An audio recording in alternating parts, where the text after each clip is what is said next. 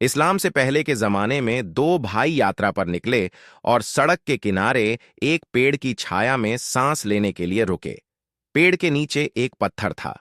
जब उन्होंने कुछ देर चलने का फैसला किया तो पत्थर के नीचे से एक सांप एक दीनार लेकर निकला और दोनों भाइयों में से एक के सामने रख दिया।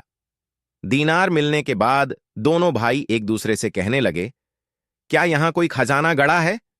इसलिए वे 3 दिन वहां रहे और सांप हर दिन एक दीनार लाकर उनके सामने रखता गया। लेकिन चौथे दिन एक भाई ने कहा, भाई, हम कब तक यहां बैठकर एक एक दीनार कमाते रहेंगे? क्यों ना इस सांप को मारकर खजाना निकाल लिया जाए?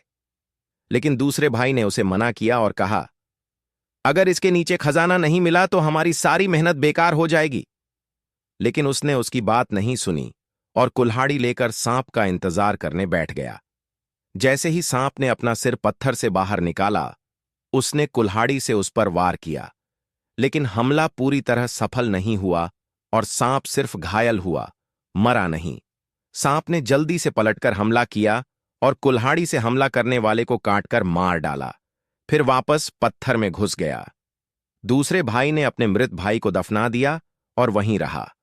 अगले दिन तक सांप फिर बाहर आया, लेकिन उसके मुंह में दीनार नहीं था और उसका सिर पट्टी से बंधा हुआ था। सांप बाहर आया और उसकी ओर बढ़ा, लेकिन उसने तुरंत कहा, तुम्हें पता है कि मैंने अपने भाई को ऐसा करने से मना किया था और मैं तुम्हें मारने में उसके साथ सहमत नहीं था। लेकिन इस बदकिस्मत आदमी ने मेरी बात नहीं मानी और तुम पर हमला कर दिया, जिसके परिणाम स्वरूप उसे अपनी जान गंवानी पड़ी। इन परिस्थितियों में क्या यह संभव नहीं है कि तुम मुझे नुकसान न पहुंचाओ और मैं तुम्हें नुकसान न पहुंचाऊं, और तुम मेरे साथ वैसा ही व्यवहार करो जैसा तुमने 4 दिनों तक हमारे साथ किया? लेकिन सांप ने उसे नकारात्मक उत्तर दिया। आदमी ने पूछा, तुम्हारे मना करने का कारण क्या है?